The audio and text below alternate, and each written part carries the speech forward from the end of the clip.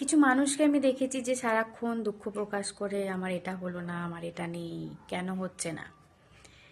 তো আমার বলার বক্তব্য যে আমাদের কাছে যেগুলো নেই, যেগুলো পাচ্ছি না, যেগুলো হচ্ছে না, তার জন্য আমরা সবসময় দুঃখ প্রকাশ করি, খেদ প্রকাশ করি যে কেন হচ্ছে না, কেন পাচ্ছি না। আমাদের ফোকাস কিন্তু যেগুলো যেগুলো নেই সেগুলোতেই যায়।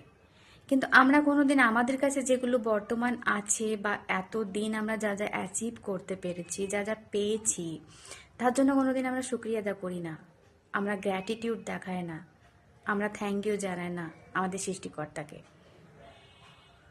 আমরা বেঁচে আছি মানে আমরা ভাগ্যবান।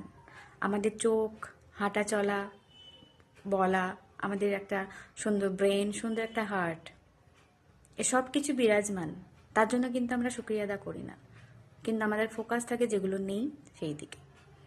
লাইফে যেগুলো নেই সেখান থেকে বেরিয়ে যদি আমরা আমরা যেগুলো পেয়েছি, যেগুলো অ্যাচিভ করতে পেরেছি, সেগুলোর দিকে ফোকাস দিতে পারি এবং তার জন্য আল্লাহ তাআলার কাছে শুকরিয়া আদা করি, দেখবেন যেগুলো নেই সেগুলোও পাবেন।